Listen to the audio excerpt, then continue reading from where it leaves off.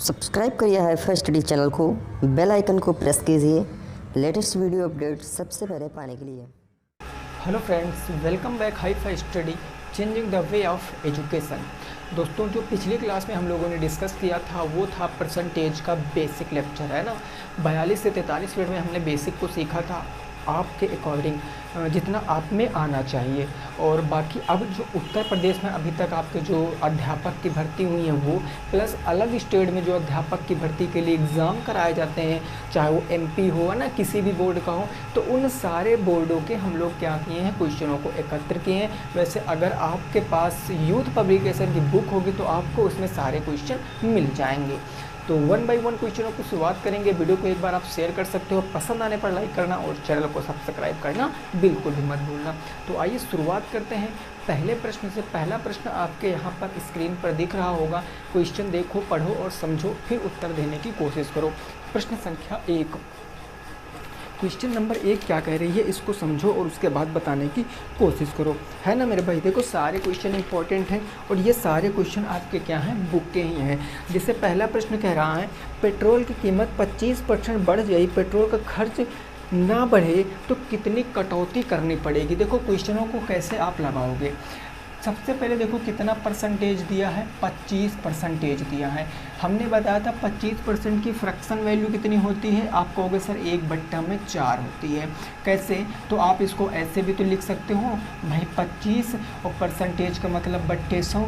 जब इसको सॉल्व करोगे तो 25 एकम 25, 25 चौके 100, 1/4।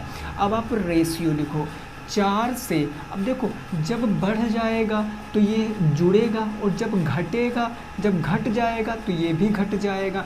क्योंकि क्वेश्चन में क्या कह रहा है, 25% की क्या हो गई, बढ़ोतरी हो गई, बढ़ गई। तो 4 से कितना हो गया, 5 हो गया। 4 से कितना हो गया, 5 हो गया। अब कह रहा है कितना कमी करना चाहिए कि खर्च पर कोई प्रभाव ना पड़े। तो देखो, ये आपका क्या है, ये आपने 4 से 5 किया, खर्च पर कोई प्रभाव ना पड़े। खर्च क्या है आपका, खर्च क्या है, कांस्टेंट है। अगर खर्च कांस्टेंट है तो इसी वैल्यू को आप अपोजिट लिख दो, 4 से 5, तो ये हो जाएगा 5 से 4। ये कितना हो जाएगा, 5 से 4। कितना खर्च कम करना पड़ेगा, 1 कम करना पड़ेगा। और कहाँ से कम करोगे, 5 से। तो 1/5 इंटू क्या हो जाएगा, 100। 100 मैंने क्यों किया, क्योंकि परसेंटेज में क्वेश्चन में पूछा है। तो 5 दूनी 10, 20% क्या आएगा, उत्तर आएगा इस प्रश्न का। ये क्या हो गया, आपका उत्तर हो गया। 20% will be the right answer. Question number first का कौन सा ऑप्शन सही है आप देख सकते हो। ऑप्शन नंबर आपका मेरे भाई बी बिल्कुल करेक्ट है ना, बी बिल्कुल करेक्ट है। इसको आप 100 मानकर भी लगा सकते थे, ऐसी कोई बात नहीं थी। जब आप इसको 100 मानकर लगाते तो 100 मानकर कैसे लगाते भाई, आप मानते पहले मूल्य 100 था, अब बढ़कर 25% का हो गया, बढ़ गया। तो 25% बढ़ा दिया तो कितना बढ़ गया, 125। कितना कम करना पड़ेगा, यहाँ वापस इतने पर लाने के लिए 25 कम करना पड़ेगा। कहाँ से कम करना पड़ेगा, 125 से, और इंटू क्या कर दोगे, 100 कर दोगे। तो 25 चौके 100 और 4 से 25 पंचे 125 और 5 से काटोगे, 5 दूनी 10, 20% यहाँ से भी आंसर आ जाता।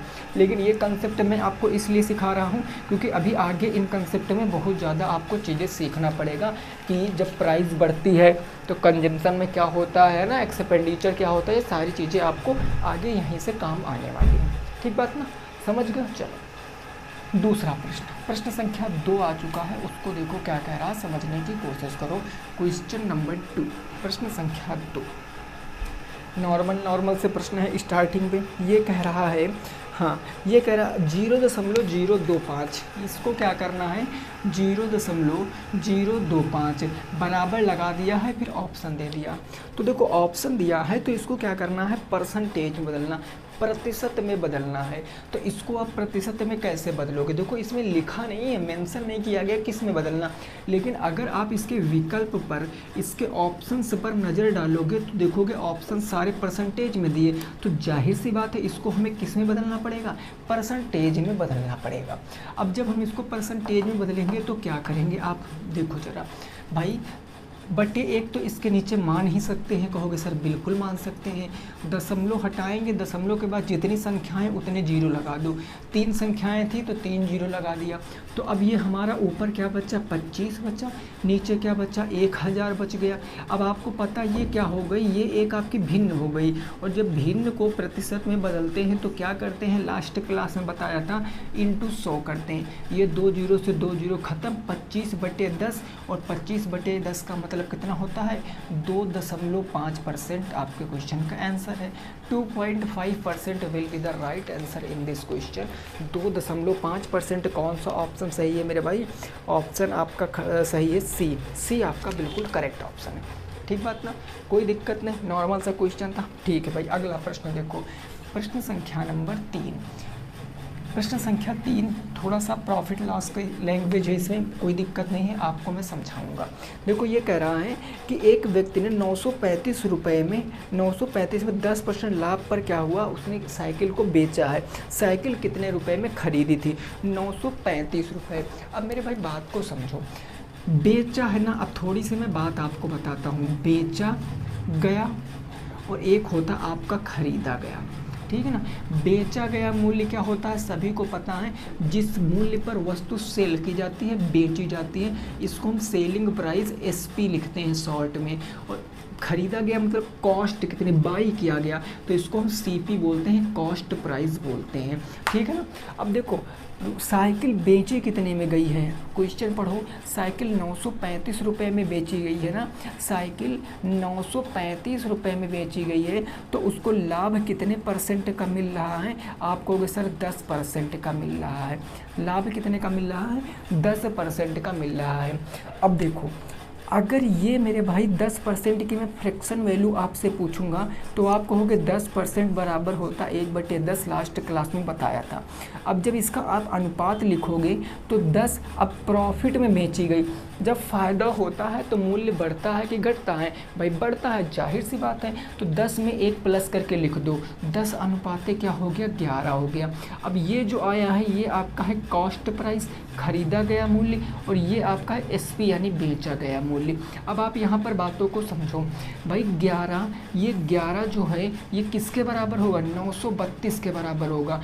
क्यों बराबर होगा, क्योंकि मेरे भाई आपका ये भी आपका विक्रय मूल्य है। देखो जरा, साइकिल को आपने क्या किया है, 935 रुपये में बेचा है, तो 11 में यहाँ बेचा है, 935 में यहाँ बेचा है, तो 11 की वैल्यू 935 हो गई।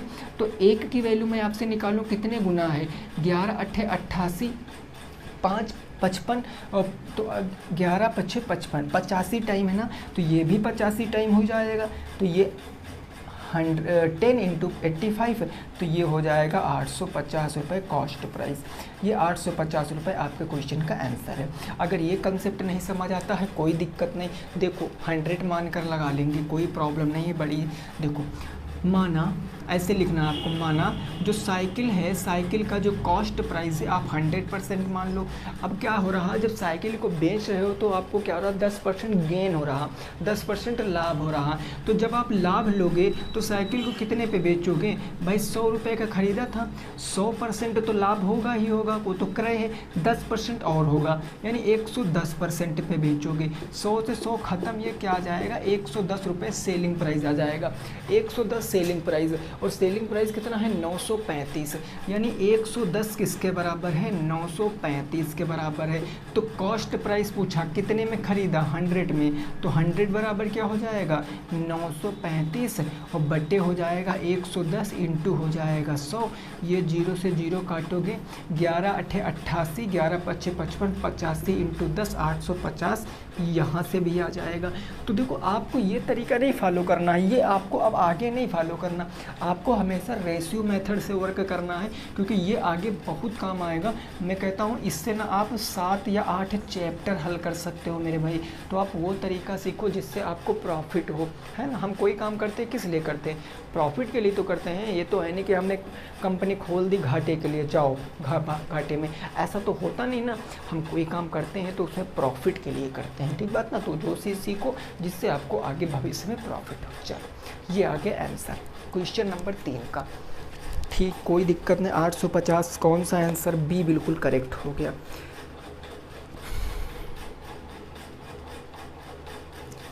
आगे पहुँचे मेरे भाई, आगे देखते हैं अगला प्रश्न। अगला प्रश्न है 0.4 का 5% कितना होगा। ये क्वेश्चन अभी हाल फिलहाल में इसमें भी पूछा गया था। अरे वो क्या बोलते हैं भैया, डीएलएड सेकेंड सेमेस्टर में यही बिल्कुल क्वेश्चन पूछा गया था, 0.4 का 5% कितना होगा। तो आप देख रहे हो ना, आपका जो टेट इसका जो नॉलेज है, इसका बोलते हैं जो डीएलएड का, ये ना व्यर्थ नहीं जाएगा, ये सारा नॉलेज आपका अब काम आएगा। तो अगला क्वेश्चन नंबर 4 है, ये कह रहा है 0.4 का 5%। देखो 0.4 का मतलब गुणा 5% का मतलब 100। नहीं सॉल्व कर सकते हो, बिल्कुल दशमलव हटाओ, दशमलव के बाद एक जीरो है, एक संख्या, एक जीरो चिपका लिया। 5 से काट दो तो 5 दूनी 10, ये हो गया 200। ये 4/200 आ गया। 4/200 को जब सॉल्व करोगे, 4 एकम 4, 4 पंचे 20, 1 कितना आ गया 50 आ गया ना। अब भाग करोगे, दशमलव लगाओ, जीरो बढ़ाओ, अभी भी भाग नहीं जाएगा, यहाँ जीरो चिपकाओ, यहाँ जीरो चिपकाओ, 25 दूना 100, आंसर कितना आ गया 0.02। आपके क्वेश्चन का उत्तर है, ऑप्शन मिला लो कौन सा सही है। 0.02 आपके क्वेश्चन का आंसर है। ऑप्शन कौन सा सही है मेरे भाई, तो ऑप्शन नंबर आपका सही है सी का ऑप्शन बिल्कुल करेक्ट। ठीक बात। चौथे क्वेश्चन का आंसर कितना आ गया भाई 0.02। कोई दिक्कत नहीं, आसानी से आप समझ गए होंगे, है ना। चलिए आगे पहुँचे। नेक्स्ट देखो क्वेश्चन नंबर 5। अब थोड़ा सा क्वेश्चनों का लेवल बढ़ता नज़र आएगा, क्योंकि आपको करना क्या, सारी चीज़ें पढ़ना है ना, तो हर एक चीज़ आपको समझ में आनी चाहिए। जैसे ये क्वेश्चन कह रहा, एक नगर में 1000 निवासी हैं। क्वेश्चन आप पढ़ रहे हो ना, 1000 नगर में 1000 निवासी हैं। ठीक है, देखो टोटल अगर मैं निवासी की बात करूँ नगर में, तो टोटल निवासी कितने हैं 1000 है, मैंने लिख लिया।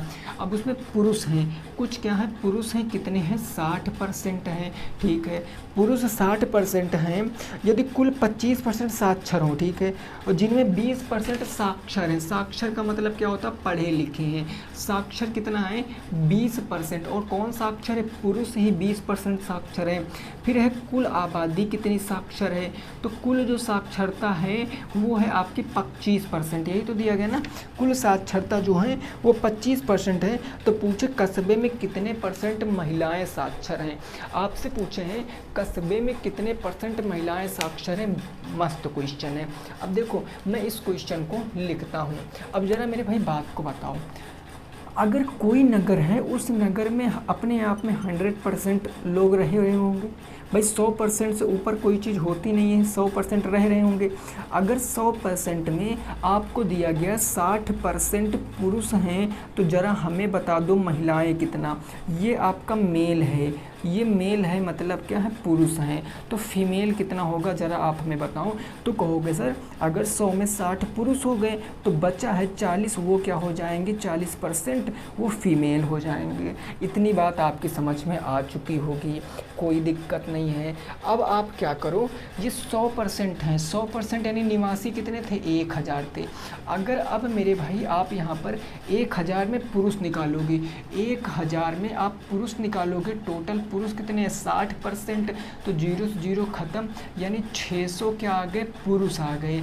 लेकिन अब 600 जो पुरुष आए हैं उन्हीं पुरुषों में आप साक्षर पुरुष निकालो। साक्षर पुरुष कितना है, तो साक्षर पुरुष है 20%। तो अगर मैं आप साक्षर पुरुष निकाल लूँगा, साक्षर पुरुष, तो साक्षर पुरुष होगा 600 का 20%, यानी कितने 00 से 00, 6 दूनी 12, 120 पुरुष क्या हैं साक्षर हैं, 120 पुरुष साक्षर है। अच्छा अब क्वेश्चन की लैंग्वेज को पढ़ना। कुल जनसंख्या कितनी साक्षर है 25%। टोटल 25% जनसंख्या साक्षर है ना, तो 1000 का 25%, भाई टोटल जनसंख्या यही है, तो 1000 का 25% कितना होता है, 1000 का 25% 250 होता है, यानी ये हो गया 250। और ये 250 क्या आया, ये 250 टोटल आबादी आया जो साक्षर है।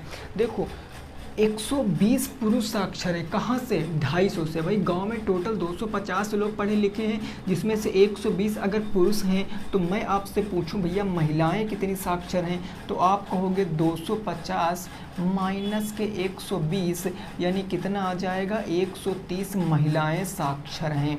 130 महिलाएं साक्षर हैं। आपसे पूछा कितने % महिलाएं साक्षर हैं, है ना। अगर महिलाएं हैं और आपके पास सब कुछ पता है, तो अगर आप फीमेल का साक्षर % निकालोगे तो फीमेल कितनी साक्षर है? 130।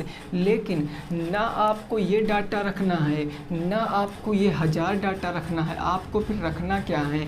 आपको रखना क्या? रखना आपको महिलाओं की संख्या है। देखो महिलाएं कितनी थी? 40%। तो अगर 60% पुरुष 40% महिलाएं, मतलब 1000 का 40% महिलाएं, मतलब 400। तो अब आप रखोगे 400 और इंटू क्या कर दोगे? 100। अब आपका आंसर आएगा 2 0 से 2 0 खत्म, 4 3 12, 1 बच गया, 10 हो गया, 4 दूनी 8, 4 पंचे 20, 32.5% आपके क्वेश्चन का आंसर है। 32.5% आपके क्वेश्चन का आंसर है। नोट कर सकते हो 32.5% will be the correct answer in this question. आप समझे इस बात को कि नहीं समझे? ज़रा हमें बताओ, आप समझे इस बात को कि नहीं समझे? कितना आ गया? 32.5% आ गया है। ठीक है ना, कोई दिक्कत नहीं। चलिए आगे पहुंचते हैं। अगला प्रश्न है। अगला प्रश्न तो ये इतनी बार पेपर में आया है ना कि हम कह नहीं सकते। टेट में भी पूछा गया, सुपर टेट में भी पूछा गया और डीएलएड में भी ये प्रश्न पूछा गया था। तो इस प्रश्न को तो आप, हमें लगता है हम जैसे लिखेंगे वैसे ही आप तुरंत उत्तर दे दोगे। देखिए क्वेश्चन नंबर 6 क्या कह रहा है, इसको ज़रा समझो। क्वेश्चन नंबर 6 कह रहा 1 किलोग्राम का कितने % है? 1 किलोग्राम का कितने % है, ये पूछे है आपसे, कितने %। तो आप इस क्वेश्चन को कैसे लगाओगे? वही काम जो अभी तक करते आए हो। भाई देखो यूनिट आपको सेम करना है, हमेशा यूनिट सेम करोगे।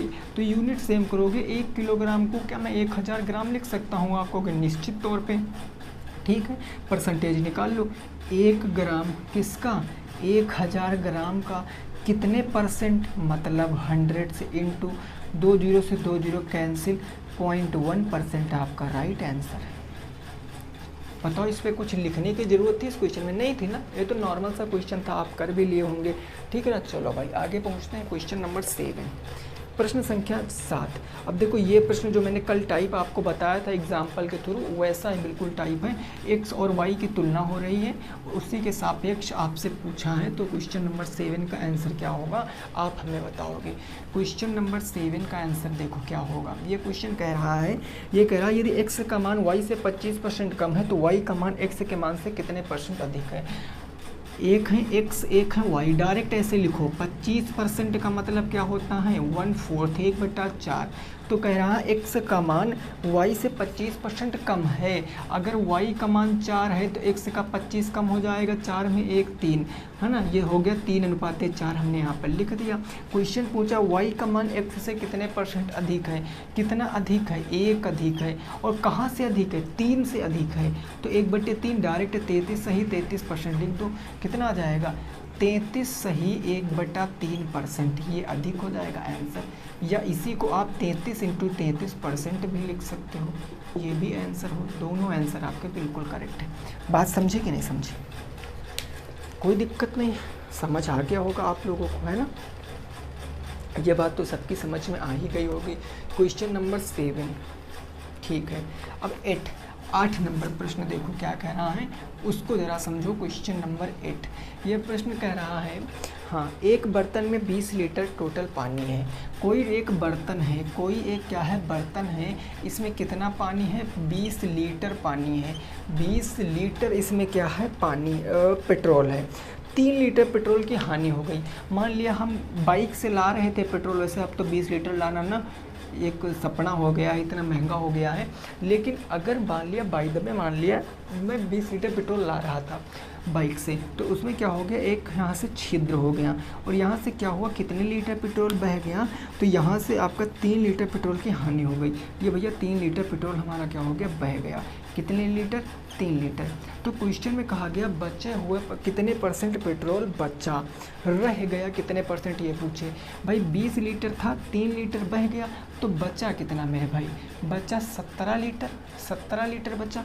और परसेंटेज निकालोगे तो 17 बचा, कहाँ से बचा, 20 से, इंटू क्या कर दो, 100 कर दो, बस 20 पंचे 100, 17 पचे 85% आंसर है। 85% क्या है, क्वेश्चन का सही उत्तर है। बोलो समझ में आया है कि नहीं आया है। एक एक लाइन के क्वेश्चन है, आखिर अब जो आगे के 2 क्वेश्चन हैं ये थोड़ा सा डिफिकल्ट बनेंगे, थोड़ा कंसेप्ट आपको सीखना पड़ेगा यहाँ पर, है ना। कोई नहीं, ये तो सब उड़ा दोगे आप लोग बिना किसी देरी के। अगला देखो क्वेश्चन नंबर 9, प्रश्न संख्या 9 देखो क्या कह रहा है, ज़रा उसको समझो। ये कह रहा है राधिका ने 2000 में एक कार खरीदी, उसकी कीमत 10% गिर गई, पुनः अगले वर्ष इसकी कीमत 12% गिर गई। 2 वर्षों में कार की कीमत में संपूर्ण घटने का प्रतिशत क्या होगा। देखो मैं आपको एक बात बताता हूँ आज, उस बात को समझ लेना। जब भी कभी पहले तो एक क्वेश्चन लिख लेता हूँ। फर्स्ट ईयर कितना गिरा है, तो गिरा है 10%, गिरा का मतलब मैंने तीर बना दिया, ठीक है ना।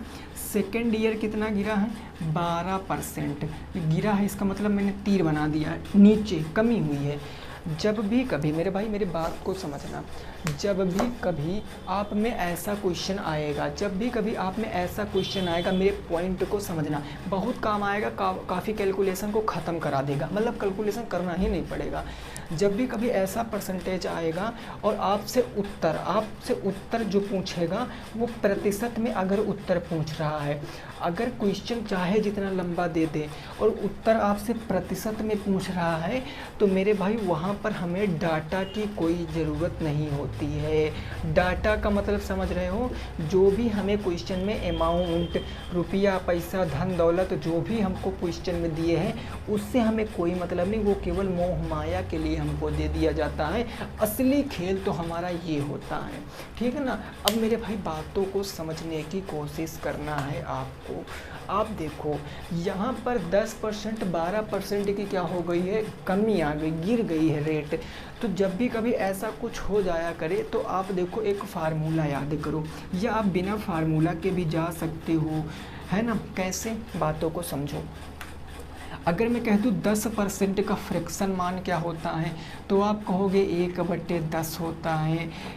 12% का फ्रैक्शन मान, अब 12% का फ्रैक्शन मान 4% का 1/25 और 8% का 2/25 और 4 दूनी 8, 4 3 12, 12% का 3/25 हो जाएगा। डायरेक्ट ये चीज़ मैंने बताई थी, 3/25।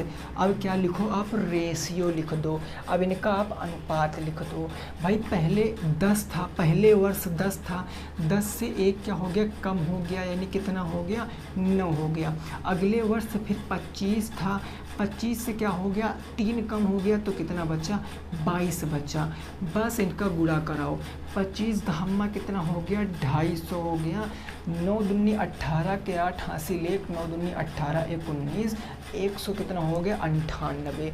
भैया था पूरा 250, 2 साल में घट गया 198। कितने की कमी आई, 52 की कमी आई। कमी कितने की आई, 52 की। चूँकि परसेंटेज में पूछे हैं तो कमी आ गई है 52 की। ये आ गई कमी आपकी, आ गई 52 की। और कमी कहाँ से आपकी आई है, कमी आई आपकी 250 से, 250 से। तो 250 की कमी 52 पर, और ये हो गया 100। 0 से 0, 5 पंजे 25, 5 दूनी 10, और यहाँ का ऊपर गुणा करा लो, 52 दूना 104/5, काटोगे 5 दूनी 10, 20, 5 अट्ठे 40, 20.8% की क्या हो गई, कमी हो गई है। ये आपके क्वेश्चन का आंसर है, कमी हो गई, 20.8% की कमी है। ऑप्शन मिला लो, जो भी ऑप्शन सही है वो आप बताओ एक बार। जो भी ऑप्शन सही है एक बार हमें बताओ, कौन सा ऑप्शन सही है भैया। ऑप्शन नंबर सी बिल्कुल करेक्ट है। और इसका जब कभी आप अपने बुक में सॉल्यूशन देखोगे ना, तो पूरा लगभग ना आधे पन्ने से ऊपर का हल दिया हुआ है, क्योंकि उसमें ना पैसों से खेल खेला गया है। आपको इस तरह आप क्वेश्चन में, तो कहता हूँ आप क्वेश्चन लगाओ ही मत। अगर आप क्वेश्चन, ये अब डीएलएड थोड़ी नहीं है मेरे भाई कि आप स्टेप बाय स्टेप लगाओगे तो पूरे नंबर मिलेंगे। जितनी जल्दी क्वेश्चन लगा दोगे उतना टाइम आपका बच जाएगा, नेक्स्ट टॉपिक पर आप दे सकते हो, है ना। तो प्रैक्टिस करोगे सब पॉसिबल है मेरे भाई, कोई दिक्कत नहीं है। तो ये क्वेश्चन नोट कर लो, आगे देखो नेक्स्ट क्वेश्चन, ये नोट कर लो, फिर आगे देखो नेक्स्ट क्वेश्चन क्या कह रहा है उसको ज़रा समझो। अगला प्रश्न, यहाँ तक की बात क्लियर, कोई दिक्कत नहीं। चलो क्वेश्चन नंबर 10 देखते हैं क्या कह रहा उसको समझते हैं। देखो अभी थोड़ा सा वीडियो मेरे भाई शॉर्ट बन रही है, छोटी बन रही है, इसका रीज़न पता क्या मेरे भाई, गर्मी इतनी है ना कि इस लाइट के सामने आने का मन नहीं करता है, लेकिन फिर भी आप लोगों की मोहब्बत है, प्यार है जो वीडियो बनाते हैं, अदरवाइज़ बिल्कुल भी मन नहीं होता मेरे दोस्त कि इस लाइट के सामने आए। समझ लो इतना ज़्यादा गर्मी लगती है इस लाइट के सामने कि पुराना सा पसीना पसीना पानी पानी हो जाता है, ठीक है ना। चलो देखो अगला क्वेश्चन नंबर 10, प्रश्न संख्या 10 क्या कह रहे हैं उस बात को समझो। ये कह रहा ए की आय बी की आय से 20% अधिक है। बात को समझना, एक लोग हैं ए, एक लोग हैं बी, एक लोग हैं सी, और आपको टोटल फिर ए की आय बी की आय से 20% अधिक है।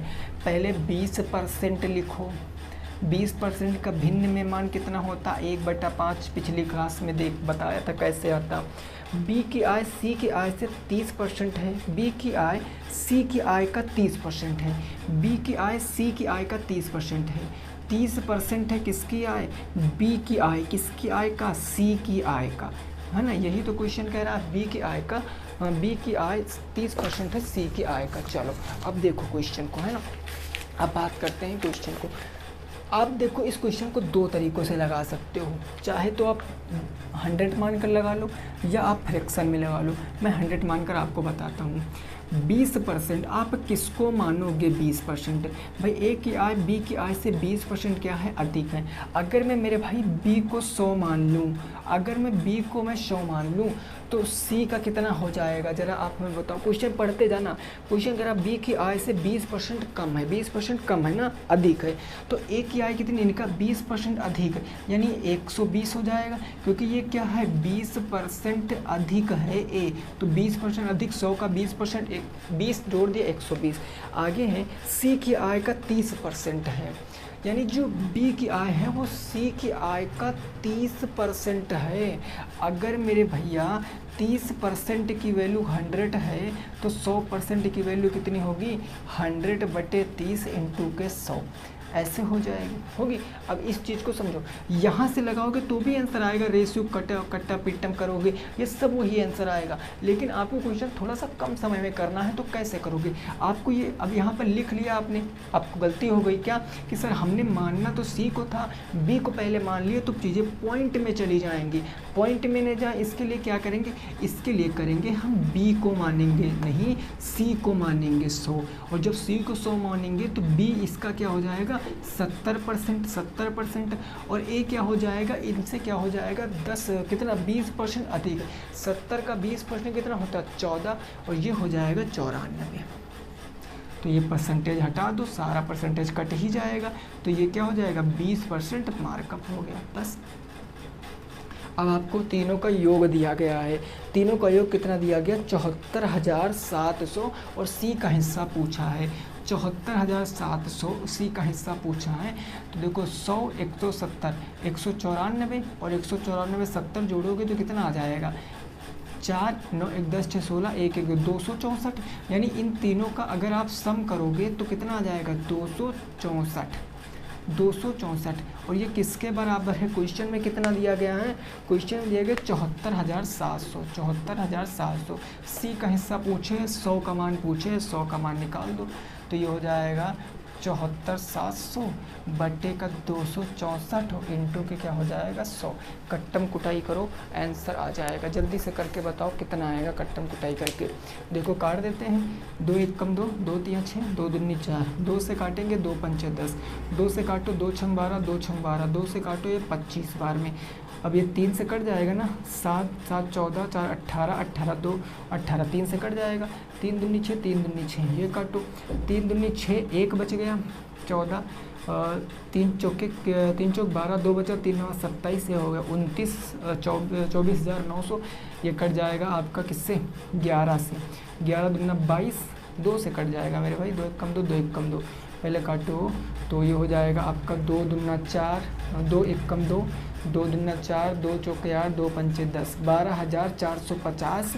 तो ये आपका बचा क्या 12,450, नीचे बचा 11 इंटू बचा है आपका कितना 25। इसको आप सॉल्व कर लोगे, उत्तर आपका आएगा। तो ये आपका होमवर्क है, इसका जवाब आप कहाँ बताओगे, कमेंट बॉक्स में बताओगे। तो टोटल हमने 10 क्वेश्चन डिस्कस किए, समझ में आए कि नहीं आए ये भी बताना। 10-10 करके हम सॉल्व करेंगे, धीरे धीरे कछुए की चाल से भी चलेंगे तो काफ़ी सारा टाइम है, हम सारी चीज़ें गेन कर सकते हैं ना। तो आज की वीडियो यहीं पर रखेंगे, मिलेंगे कल की क्लास में, सभी साथी रखेंगे अपना ख्याल। जय हिंद, जय भारत और वंदे मातरम।